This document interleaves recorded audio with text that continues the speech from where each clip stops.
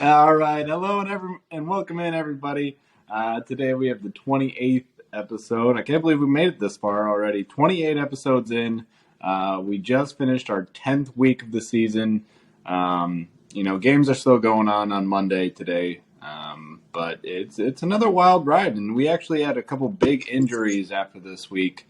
But for this week's pod, we're going to go through kind of the same slew of stuff we have been: injuries, breaking news, rumors, our studs and duds from the week, some teams on bye for next week, some waiver wire ads coming up, and then we're going to hit you with a little change up, some who would you rather have for the rest of the season. So this might spur some trade thoughts for you guys as we get closer towards the trade deadlines in your leagues and other thoughts like that. But we'll kind of jump into things here. Caleb, you want to jump into our key injuries? Yeah. First one, big one, big loss. Cooper Kupp, ankle. It does sound like that's a high ankle sprain. Sounds like he avoided a serious injury, which is very thankful because I think he was either carted off the field. I think he was carted off the field. I don't think he could get off his own power. Sean McVay didn't sound too optimistic, though. He said it was a serious injury, but he said it didn't look good and it didn't sound good. Mm-hmm. So Cooper Kupp, probably expecting multiple weeks. You'll be lucky if your fantasy playoff spot locked in. Probably you'll be lucky to get him in that first round, but you might get him back by that second round, I would say. So expect him to be out probably anywhere from 3 to 5 weeks if it's a high ankle sprain. But like Garrett and I have talked about time and time again, high ankle sprains, guys take a while to come back from. I mean, look at Jonathan Taylor. Just had his first good game since week 2 or week 1. So, it took him a while to recoup from his ankle sprain, and hasn't even seen that serious compared to something like Kupp. But hopefully, you get Kupp back for the playoffs, and he comes in and does normal Cooper Kupp things. So yeah, ankle injuries are always weird and they're fickle. I remember, you brought up Jonathan Taylor and kind of the tumultuous season he's had thus far trying to get right. It kind of reminds me of Saquon Barkley. His sophomore year in the season had that ankle injury that bothered him. Receivers are the same thing. These guys need to cut on a dime and get out of breaks and stuff like that. If their ankles aren't quite right, that can kind of linger with them. And Cooper Kupp, being the powerhouse receiver that he is, this kind of cornerstone for most of these fantasy teams, he's the kind of guy that if he's out for a couple weeks, you just hope that he comes back and that he's actually right versus coming back and being kind of halfway in the game and injured. We've already seen some issues with Matt Stafford and his consistency and injuries now into the season. If Cooper Kupp is hurt and we're dealing with that, makes for a rough situation. Yeah. Another guy this week that we saw go down with injury was Leonard Fournette. He suffered a hip pointer in this week's game. Next week, or going into week 11, that team, the Buccaneers, they do have a bye. So he is expected to be back for week 12. That being said, he did get outrushed and outsnapped by Rachaad White this week. Kind of like this looming cloud over Leonard Fournette all season long. When will Rachaad White take over? And this week he finally did. 22 carries for 105 yards. He could have capped off another touchdown if I'm right. Yeah, a big one. Yeah. Yeah. So he was just trying to ice the game. Leonard Fournette only had 14 carries on the day. He was outsnapped, but, this could be, in my mind, a situation where if Fournette, ailing this injury, this could just be the springboard that launches White kind of into the starting lineup and into fantasy relevancy. And Fournette's been so inefficient this year. I think he's one of the least inefficient running backs.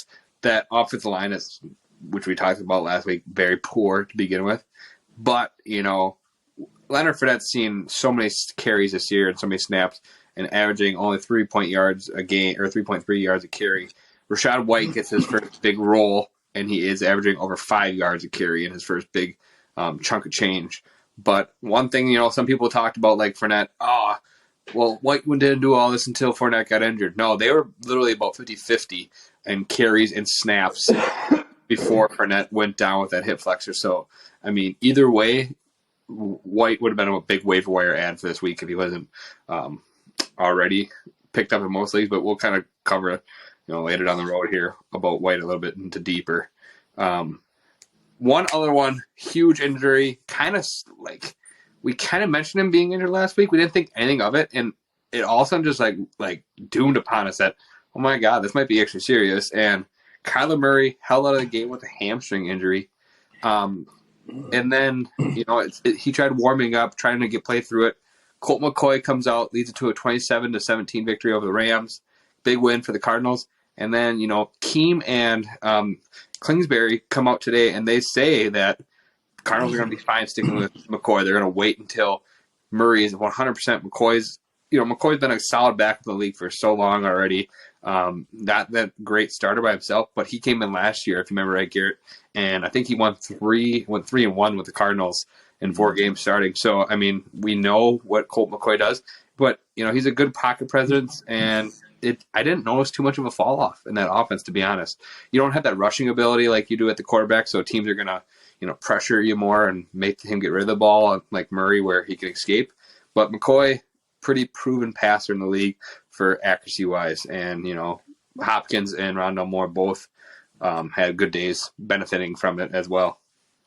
Yeah, and kind of also in the same game, we saw Matt Stafford get pulled out of the game, out of practice earlier in the week for a concussion. Which was shocking. Yeah, it came kind of out of nowhere, but then they keep him out of the game as well, which I was, expecting him to kind of get cleared and ready for the week, but it didn't happen. He's also held out, so we'll kind of have to monitor how he proceeds through concussion protocol this week. The league is being a lot more careful now, given the light of concussions this year, especially with Tua. So, yeah, Matt Stafford held out of the game this week. Keep an eye on that one as we go through. Their family in general, Staffords aren't going to take brain injuries, lightly, because if you remember, Matt Stafford's wife had brain cancer. Mm. And so she came out and spoke about it too, like how this was super scary. She didn't want to even be in there at the facility, all this stuff, because she could see symptoms, and that's basically where it came from. But sticking with the Rams and Cardinals game, really, really big, significant injury. You might not think of it as huge, but the owners of this guy definitely are probably going to be hurting. And Zach Ertz, he goes out with a knee injury. They have fears ACL. ACL is intact, so that's good. But he is out for the year. And Zach Ertz was the tight end number 3 in PPR scoring this year, up until this week. So, big injury. If you lose one of those top-tier tight ends, obviously, you're probably going to be digging on the waiver wire. And for a guy who hasn't had his bye yet, hopefully you had somebody stashed on your bench waiting for him. But, yeah, Zach Ertz, not good. Well, either that or I hope you've been tuning into our podcast. It feels like a weekly occurrence where we talk about our tight end sleepers of the week, who we want to add and throw in, which this week we do have another one for you guys, so that's good. Another guy who had an injury this week, Jerry Jeudy, suffered an ankle injury as well. They call it a mid-ankle sprain. Right now, guessing 1 to 2 weeks. Yeah, it sounds like with that, Garrett, that can't think of his name, the head coach, Packers OC, but what is his name? The Broncos head coach, Hackett, Nathaniel Hackett. Yeah, he said that he doesn't expect Jeudy to be ready for this week, but there is a slim chance. But it seems serious. Jeudy kind of went off in the blue tent, went immediately to the locker room. Like I was thinking, oh boy. And for here, that's a mid ankle sprain. That's actually pretty good. You can bounce back from that. Sticking with the ankle subject, though, guy who's been surprisingly good this year at the running back position is Khalil Herbert, and he left the game with the ankle sprain. We haven't heard, the significance of it yet, but if he's been such an efficient runner in that offense, and he's kind of been a little bit more and more dissolving now that Fields is really breaking out in his own running game, but. Khalil Herbert was averaging over 6 yards or just right around 6 yards a carry. He's one of the most efficient runners in the NFL this year. And with Monty being so inefficient, If Herbert goes down, Monty though is going to get all those touches again, and he should be coming back to life in that aspect if Herbert were to miss any time. Yeah, that's been an interesting situation. Khalil Herbert's been, he keeps having these blow-up games, which kind of rises him in our actual running back total rankings on the year. Like I think he's a top 15 running back right now, or somewhere right around that area. But Herbert has looked good on limited touches. Another guy, we've back on that concussion subject. Juju Smith-Schuster pretty much gets his bell rung in the center of the field this week. Concussion, they're guessing right now 1 to 2 weeks. Difficult to tell, maybe more, maybe less. He really looks rough. It kind of looked like Tua all over again. Kind of got up, he was frozen up, and you never want to see that. It just kind of sends a shiver down your spine. Pretty rough situation. And the fact they pulled the flag on that play is just baffling to me. They flagged it first for helmet-to-helmet contact, and then they pick up the flag, which if you watched, I don't know if people listening have watched that game or saw that hit, it was gruesome. It was, straight helmet-to-helmet. Had the crest of the helmet down right to Juju, and I bet you it will be reviewed type deal. But for them to pick up that was kind of crazy. So the last two injuries here are a little less fantasy relevant, but maybe in deeper leagues as well. But P.J. Walker, high ankle sprain. Baker Mayfield already announced starter. So immediately when you see that, downgrade DJ Moore and downgrade Terrace Marshall. Baker Mayfield, we saw him already this year. He really didn't target any of those guys, where P.J. Walker kind of hyper-targeted more and, also made Marshall kind of somewhat relevant. But not too much. You're probably not relying on that quarterback room anyways. And then the last one here, Gerald Everett, who was a good tight end at the beginning of the year, has really teetered off here at the end. He had a groin injury. He left the game, but it sounds like that they are hopeful to get him back maybe this week. So he could be ready to go this week. And, it's funny. We expected like guys like Everett when Allen and Mike Williams down to him to be the biggest benefactor. And I feel like he's gotten worse since then. I feel like Palmer and Carter have both been fantasy relevant in that terms, and where Everett has kind of just it's been a crazy situation with him. I thought the same thing. Everett would get a bump in targets, kind of, he's a reliable veteran out on the field, but really he hasn't done enough to separate and make his own space on the field.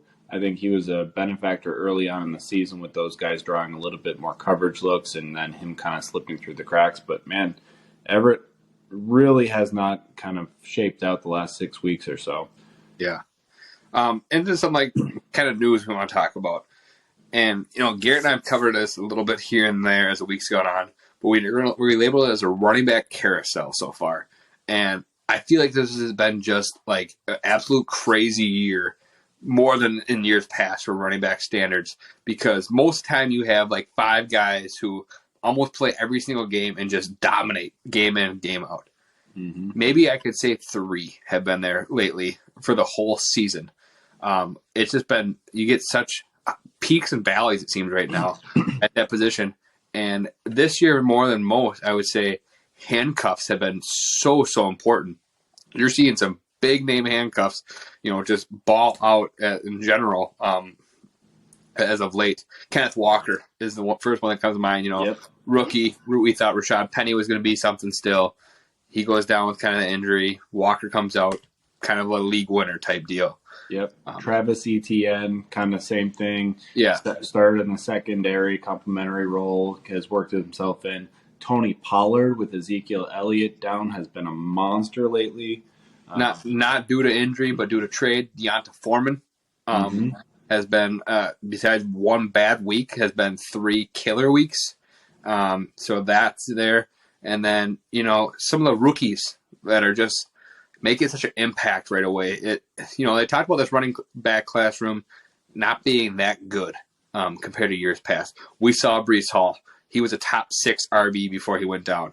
Kenneth Walker comes out. He, really starts lighting it up here at the end. And Actually, the only reason he was fantasy relevant this week was because he was a pass catcher, which people said he couldn't be, Rashad White starting to come into his own, could see him eventually taking over as a bell cow towards the end of the year, which kind of funny. It was just before this week I mentioned, and I tagged Garrett into it on Facebook. Some beat writer talked about how they expected White to take over, and all of a sudden you just see that flip in that offense where he got it this week. So kind of right there. The only one that's surprising, I guess, out of this running back room for being not so good is James Cook, which that one surprised me the most because he had, he checks all the lists. He's got the intangibles. He's got that receiving threat, high draft capital, great landing spot, not much competition in front of him, but it seems like the Bills don't trust him to be that guy.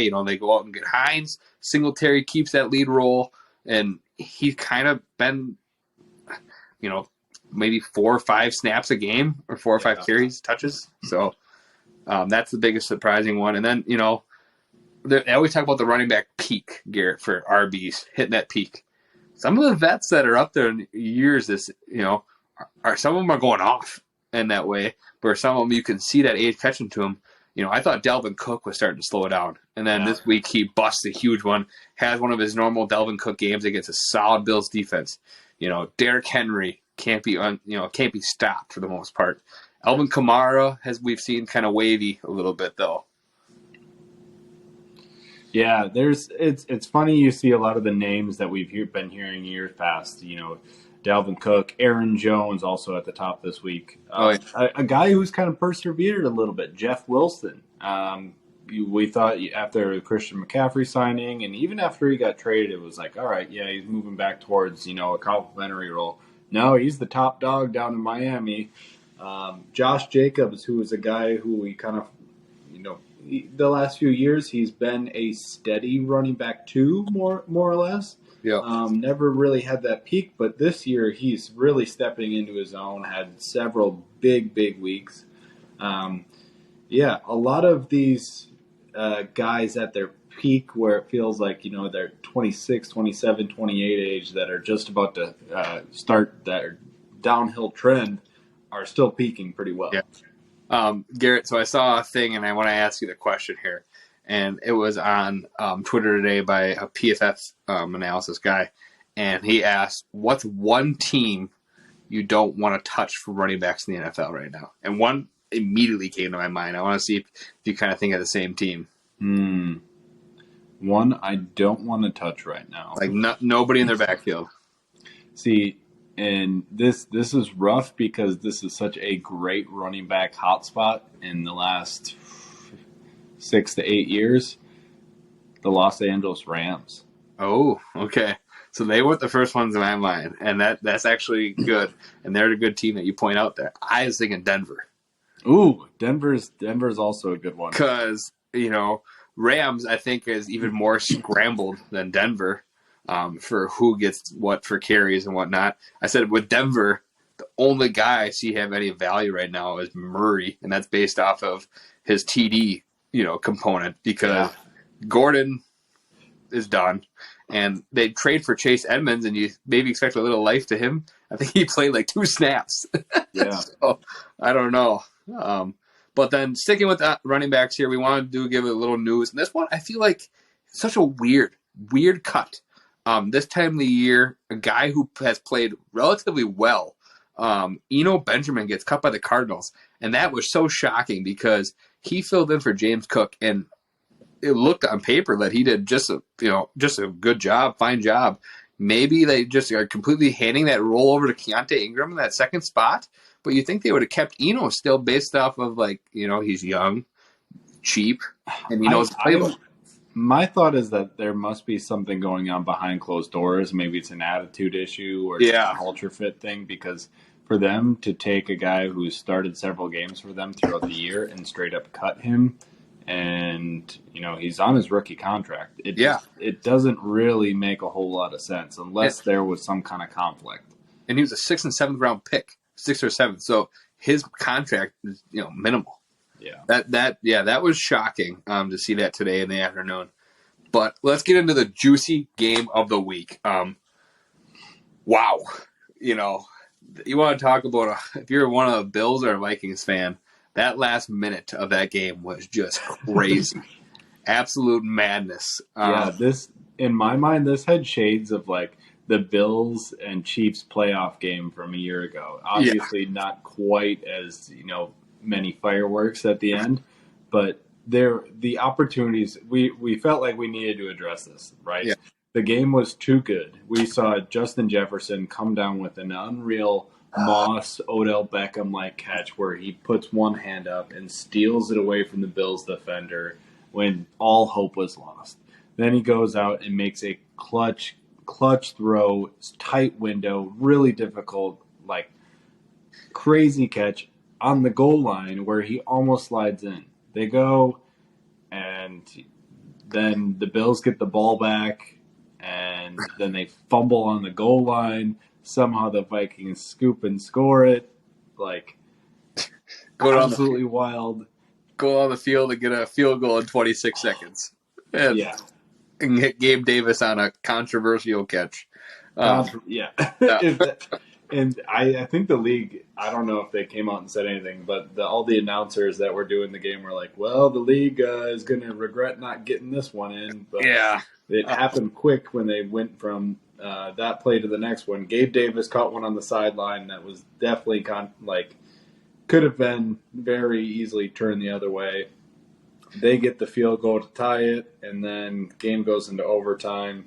In overtime, the Vikings get a field goal to go up, and Josh Allen throws a pick to close it out. Yeah, it just unreal. And I feel like Allen, he dealt with that injury all week.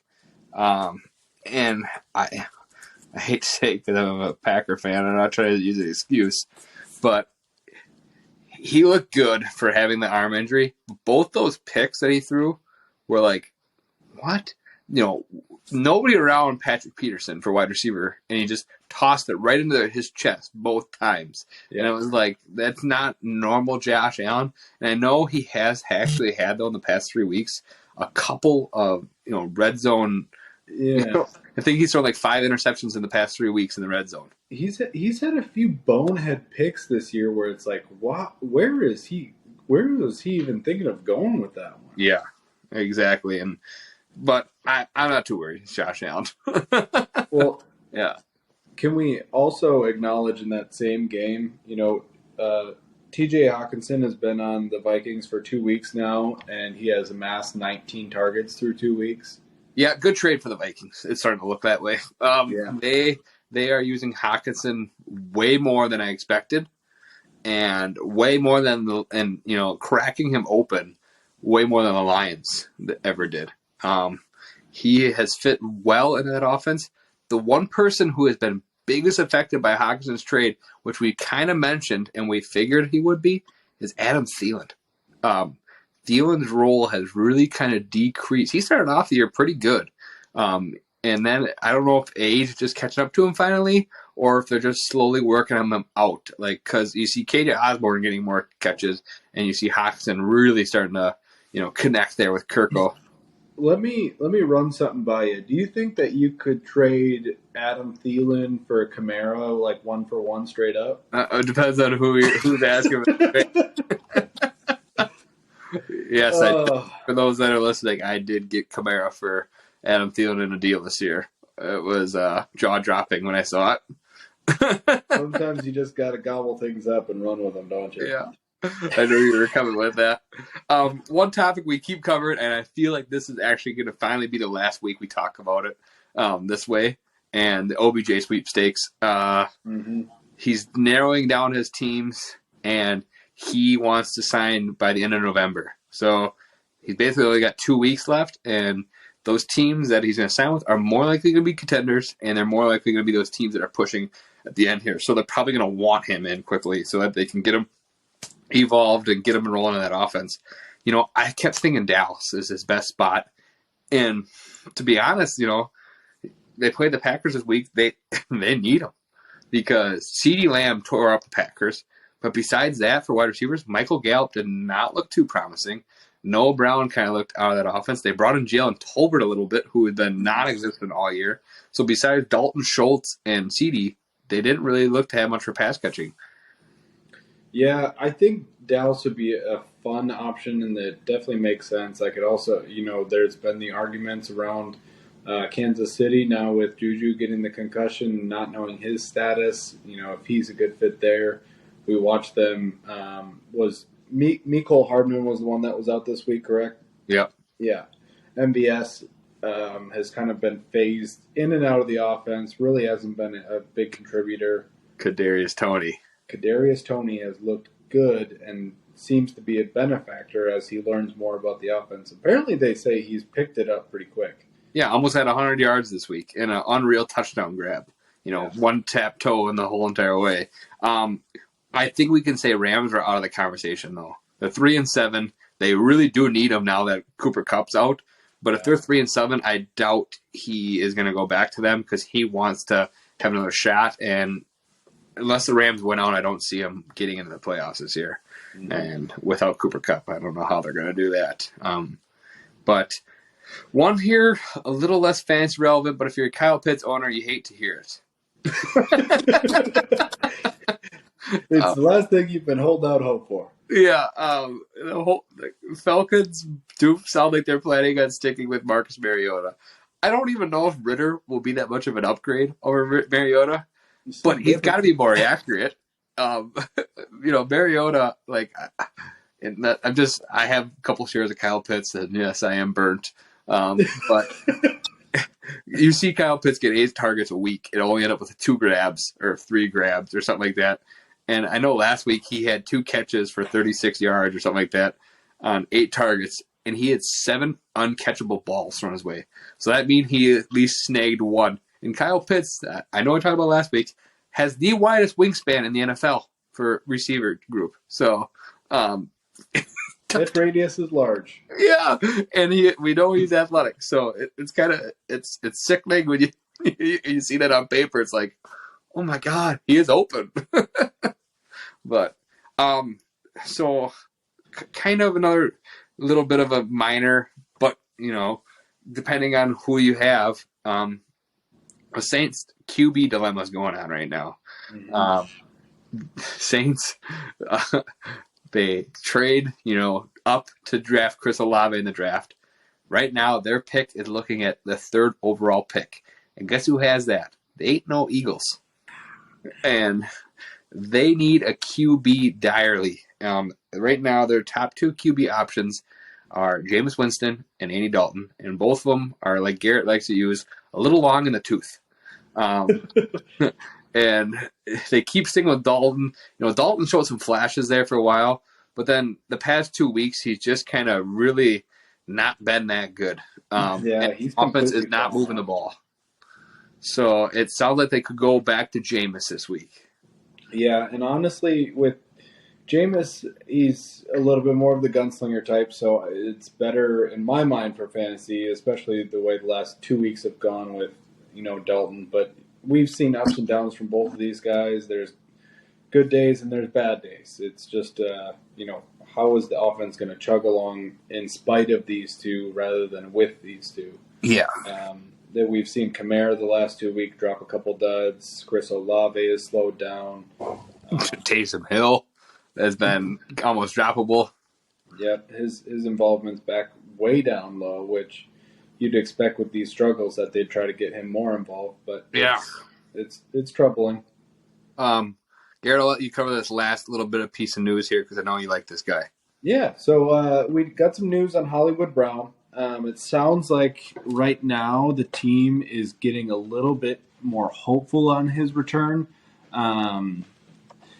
It's still a little bit up in the air with when he will actually be back, but the most recent news is that the team is hopeful that they'll get him back after the bye.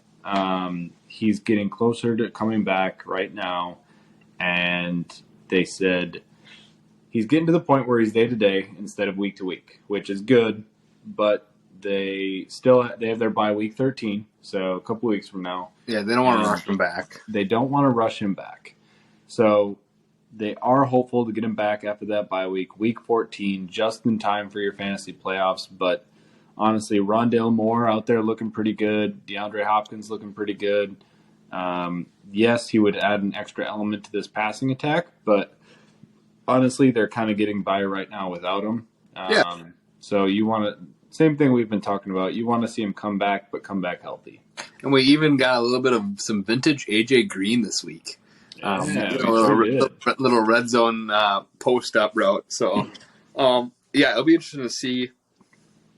Like Garrett mentioned, I think both Moore and Hopkins are in the top 20 wide receivers in the past 4 weeks, rankings. So I think the top 12. You said right? Rondale Moore. I think Rondale Moore has been the 12th best wide receiver in the last 6 weeks or something around that range. Yeah, and Hopkins has been just doing his thing since he's been back. So it's like you said, I think if they lose a game, they might rush him back, try to get him back for week 12. But if they come out and win again week 11, I don't see him rushing back Hollywood Brown for that week 12 game and let him get another extra week of rest there before the bye week. So, all right, get into our subject we always cover: team stud, team dud. Team stud. One guy just keeps making his way on this list, and that's Justin Fields, quarterback. His rushing ability is just unreal, and then the always truthful type running back or quarterback, Patty Mahomes, on there again. Saquon and Delvin. I think this is Delvin's first time actually cracking this list, believe it or not. He's been pretty solid, but he hasn't had any of his huge blow-up games.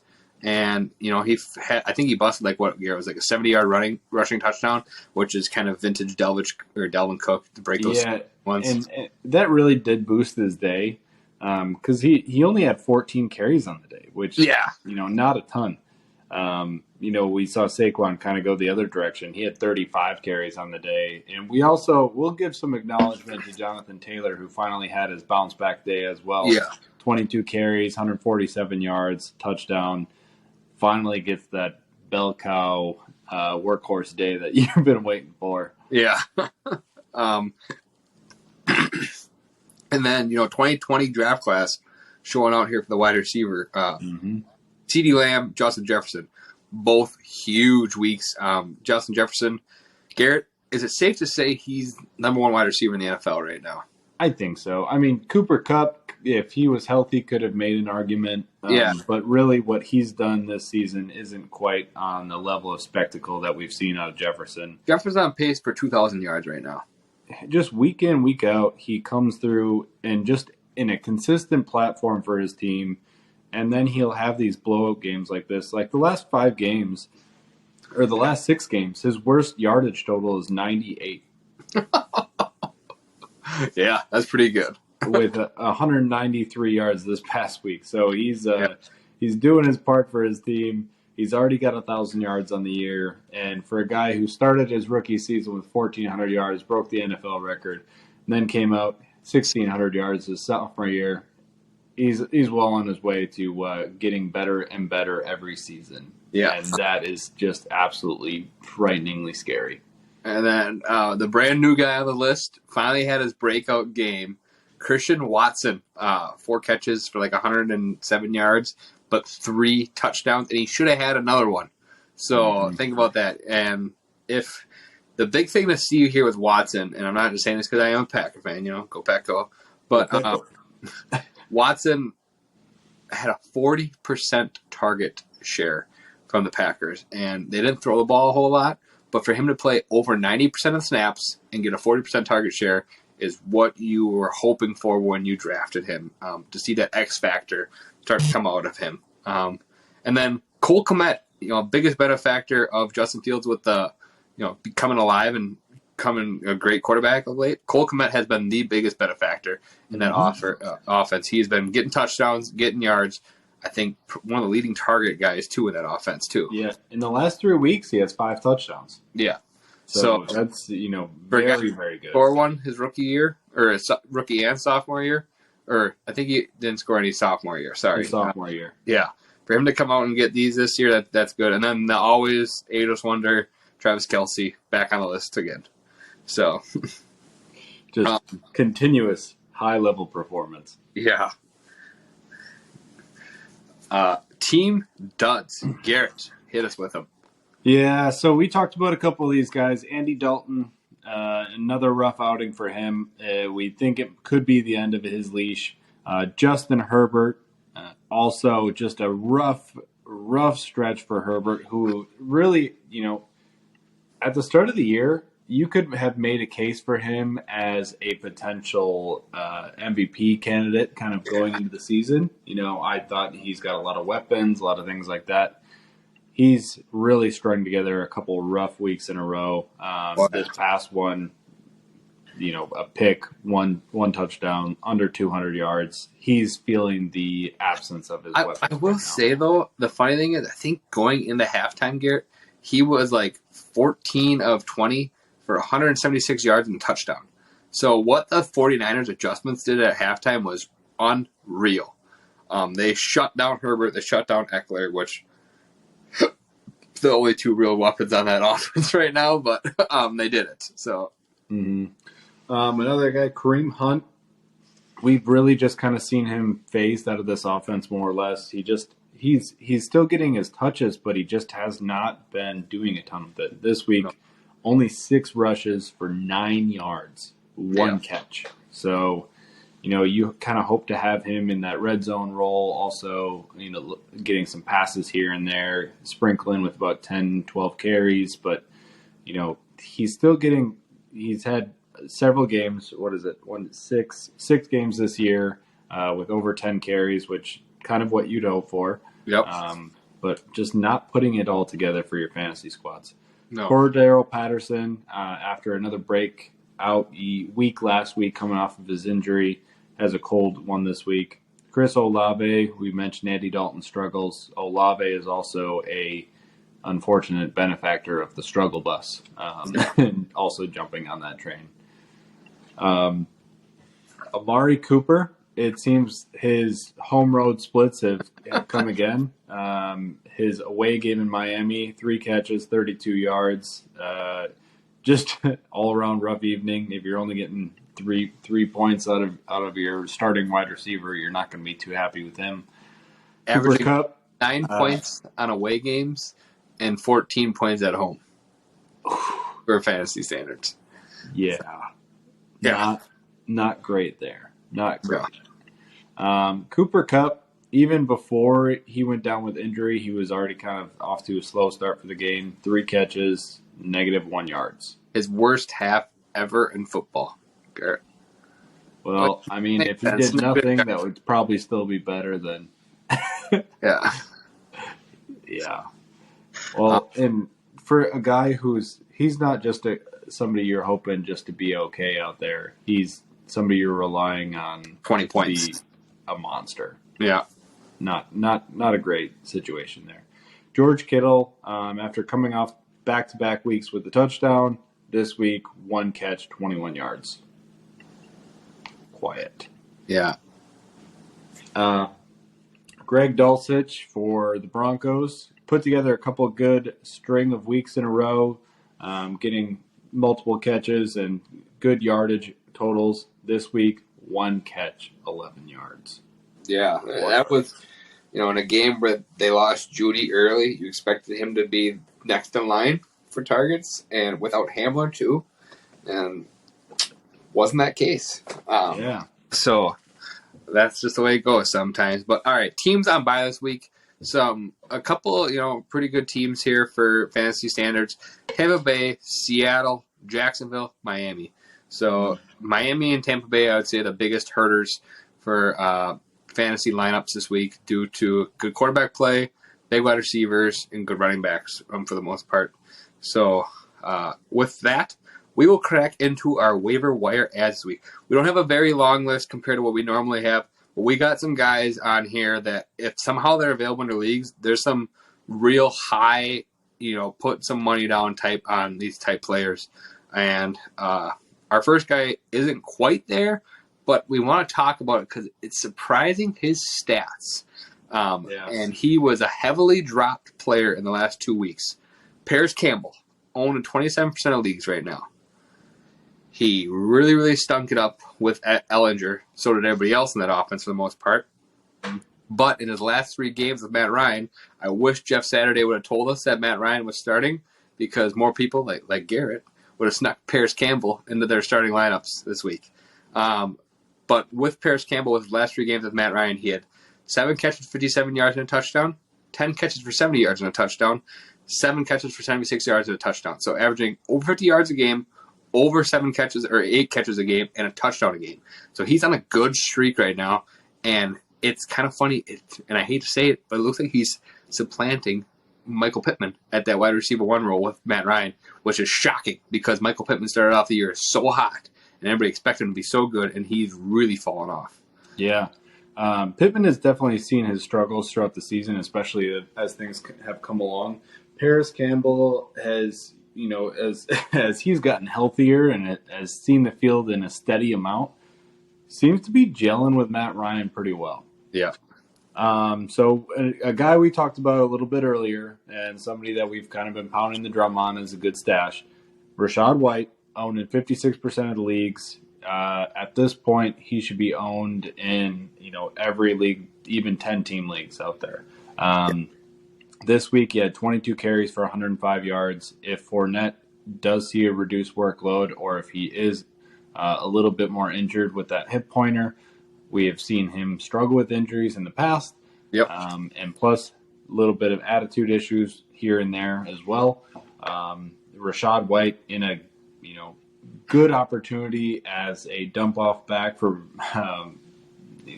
our trusty steed Tom Brady, always known to have a good dump off running back, but plus a little bit more efficiency coming out of the run game in that offense. Rachaad White could start taking over.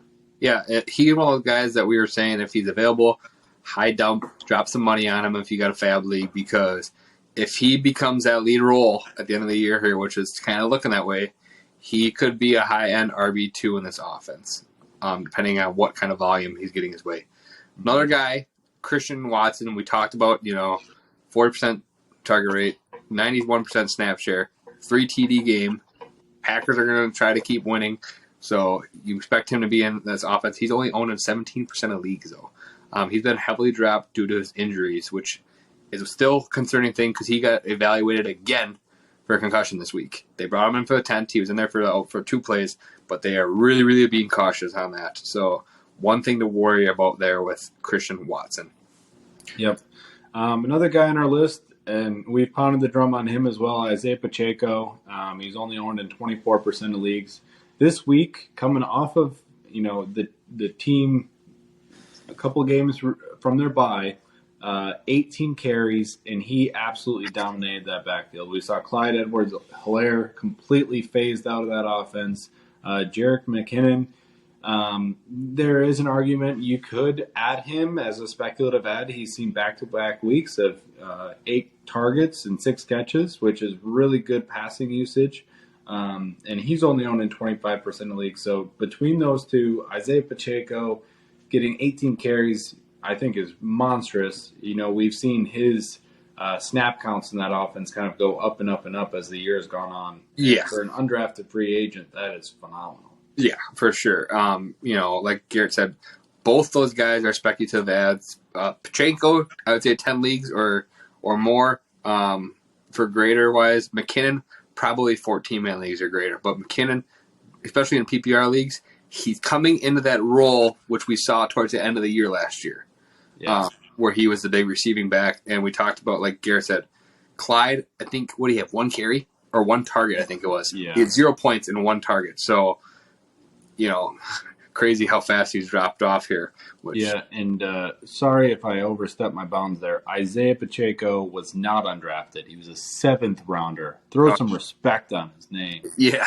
My bad. Garrett. 7th round. He's got that capital, man. Yeah. Heavy capital. So Garrett talked about, we got a tight end for you guys this week. Shouldn't be too much of a surprise. Trey McBride, on paper, did not do that fabulous. 1 catch. He played 91% of snaps after Ertz went down with injury. That alone is what you want to see. But like Garrett and I talked about before we started a podcast, he had 3 other catches, or 2 other catches at least in this game that were called back due to holding. So it wasn't like, McCoy was looking his way. But you can't expect a guy to fill in and just get all the targets right away when they're expecting to have Ertz there in that role. So expect his benefactor in this offense to increase now that Ertz is out for the season. And he was the first tight end off the board this year. So, and he was known to be a big receiving threat in college. So, this is a great step for Trey McBride here, becoming in this offense without Hollywood Brown and without Zach Ertz now. He could step into that third role for targets because above him otherwise would be Robbie Anderson and AJ Green, and both those guys, that's all you need to know. Yeah, and I mean, you did a good job at highlighting it. It's not like he's just the next tight end, down the depth chart. It's not like we're just assuming, Zach Ertz, he was the top. I think he was the number 3 tight end. Yeah. It's not like it's just next man up. It's this guy was the top tight end off the board this year. So you have some stock in this player that says, hey, he's not just a nobody. He is stepping into a good situation and a good role with Ertz being out, but there's also a good reason for optimism. Yeah. Another person that we like with some optimism is Donovan Peoples-Jones. The wide receiver for Cleveland Browns. He's been putting together some pretty good yardage totals, and he's ripping off some nice long catches. His yards per catch is pretty darn good, so he's being very efficient with his catches as well. So that team, the Browns are looking at their bye coming up, and also with that, as soon as they get done with their bye, they also get Deshaun Watson back. So instant bump up for that offense in the passing game, and we really expect Donovan Peoples-Jones to take a huge step forward once that happens. So he's owned in 49% of leagues. Good bench stash right now. Yeah. And Garrett mentioned about his yardage. In his last 6 games alone, he's averaging over 75 yards a game. Only on 4 or 5 catches, but still, he's putting it together. And in standard leagues, he's definitely doing better for you than he is in PPR because he just doesn't have those, the amount of grabs that he can. But he's got that. He's always been, since he joined the league, he's been that big play threat, and he's been putting them together more consistently. But like Garrett talked about Watson loved Will Fuller when he was there. And Donovan Peoples-Jones could easily fill that role as a Will Fuller type. So he could honestly get a boost when Watson comes back. You would expect that passing offense to get a boost in general. Yeah, and I mean, you said the 75 yards a game. That alone sounds like a good amount, but extrapolated over a full season, that's over 1,250 yards. That's extremely, extremely good totals. Yes. Guy here on the list who had some offseason hype, Garrett and I both like, and he kind of put it together this week a little bit. And I think it's largely due to their number one before him having some issues. So Nico Collins owned a 19% of leagues. He looked at the wide receiver 1 role this week. He looked to be that guy. They took away Brandon Cook's captain card. So Brandon Cook's no longer captain because all that stuff that happened after the trade deadline wanted to get shipped away.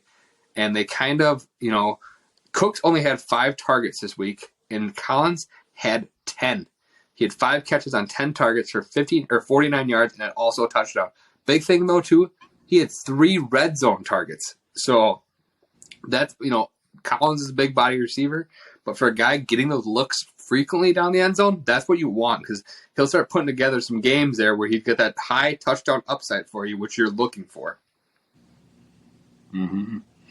Yeah, he's finally stepping in to actually look like an outside wide receiver 1 instead of just another player on the offense more than anything.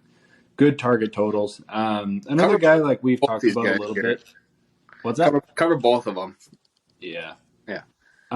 So another guy that, and the players in an offense that we've brought up a little bit. So Van Jefferson comes out this week, gets a touchdown.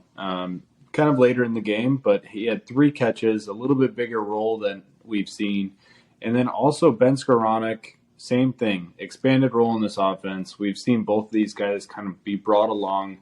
Allen Robinson, obviously not the season that you've wanted out of him. And now Cooper Kupp's injury. So we expect Matt Stafford to come back after this whole concussion issue this week. And if we see Kupp out for several weeks, all of a sudden Van Jefferson, veteran in the offense, Ben Skoranek was there for the Super Bowl run last year. These two guys are going to see an expanded role, and they're pretty much unowned in most leagues out there. So if you need a deep dive and Kupp is out, those two could be good options for potential dart throw for just at least a little bit of volume play. Yeah. Keeping with the deep dives grab here, I'm going to name two guys for you.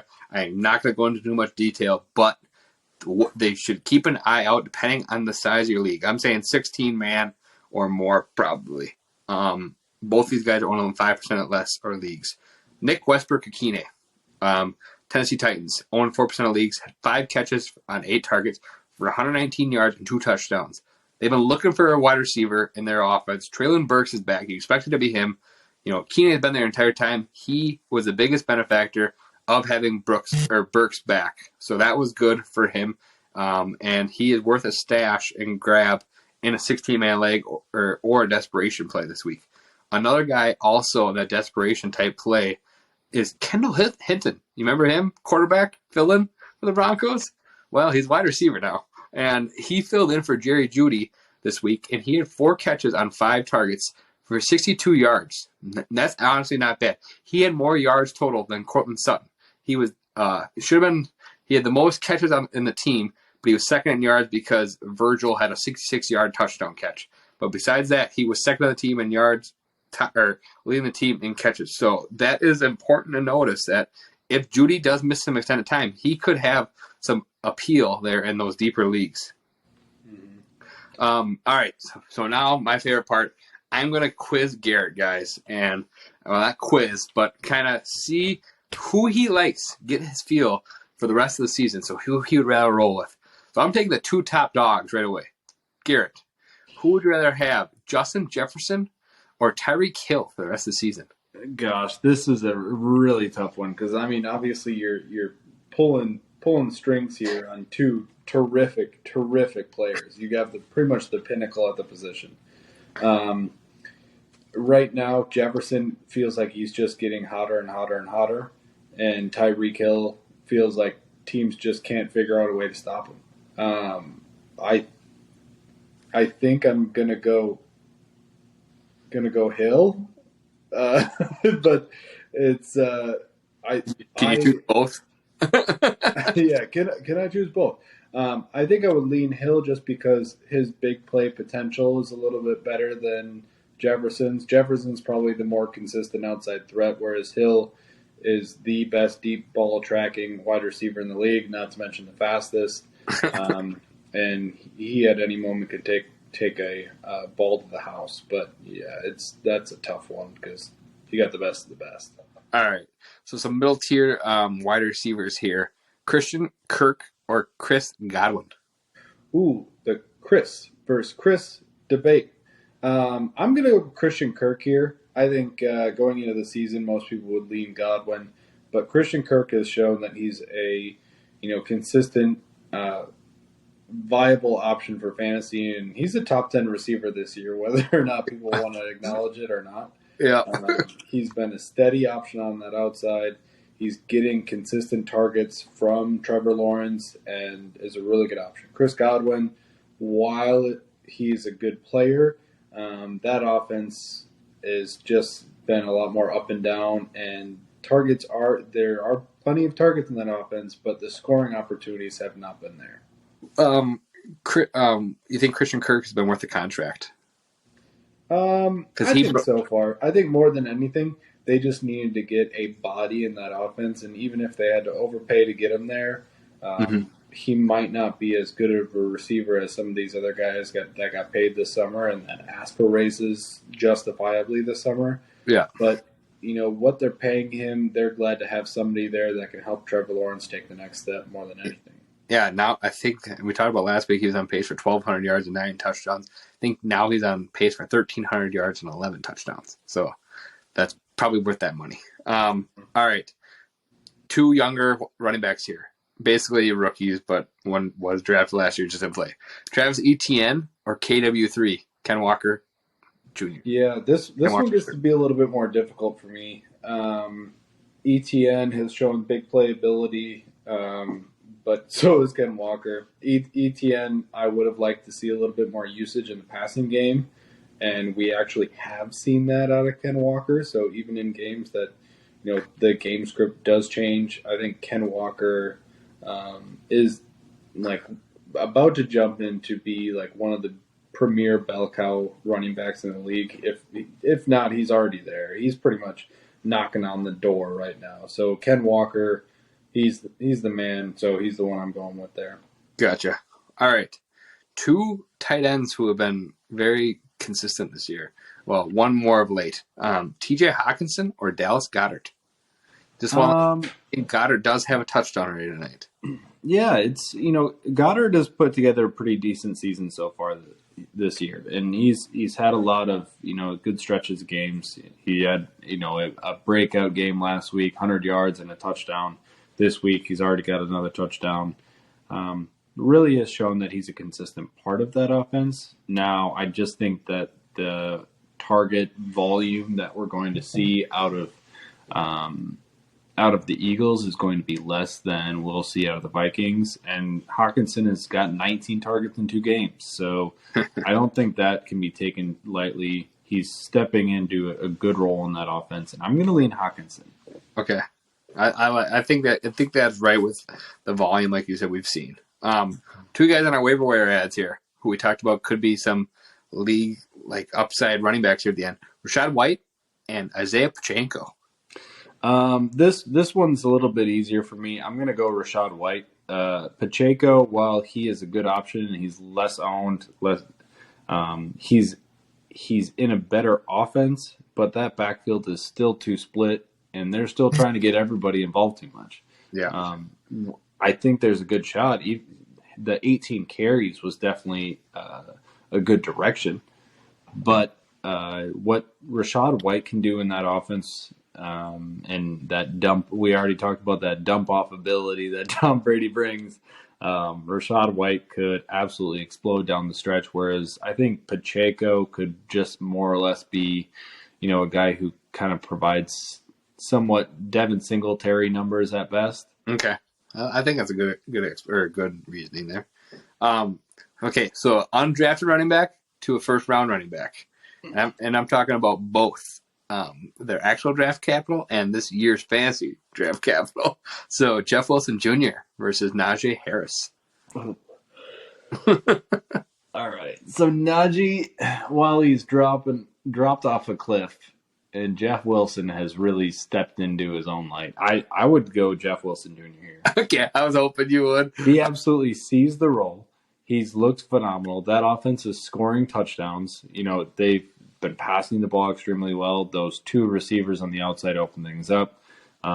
There's just a lot more opportunity and life in this offense versus Najee. It feels like that offense is, they did good this week, but it's like they just have struggled to develop a running game and do anything with some kind of cadence. With Warren looming a little bit too is scary. It is. But even this week, we still saw Najee. They split the backfield a little bit more. Najee still got the bulk of the carries. 22 carries this week, so that was one of the best games. So, but the funny thing is with Jeff Wilson Jr., both him and Raheem Mostert are fantasy relevant right now. Like you talked about both those wide receivers being relevant with Waddle and Hill. Both Wilson and Mostert are showing that they're both startable in all leagues too. So that's kind of crazy as well. But all right. 2 quarterbacks, similar play style here, and I can tell you're already sweating it. Jalen Hurts or Justin Fields? All right. So every year we talk about who the next breakout quarterback is. We saw Patrick Mahomes put up the 5,050. We saw Lamar Jackson come out, drop his MVP season with all his rushing totals. There's always a quarterback that kind of looms in that 10th round range that you're hoping for. Justin Fields feels like that guy. Jalen Hurts, on the other hand, since week 1 this season has just been a rock. He's getting you a steady 25 points. Safe, reliable Jalen Hurts. Or the shiny new Lamborghini in Justin Fields that is taking the league by storm, putting up rushing totals that we literally. He broke the rushing total record for a quarterback in a game. Yeah. He's doing unreal things, and you have to acknowledge it. Sometimes it's just, yes, it feels like it came a little bit, not necessarily out of nowhere, but the absolutely colossal production that he's putting together is, stuff that you can't predict at that point. Yeah. So if you're looking for somebody who could help win you your league, it's Justin Fields. Make no mistake, it's Justin Fields. But if you're looking for somebody who you need for a steady, don't lose me my league, Jalen Hurts is the guy who is going to give you a top 5 production, and you're going to be extremely happy with it.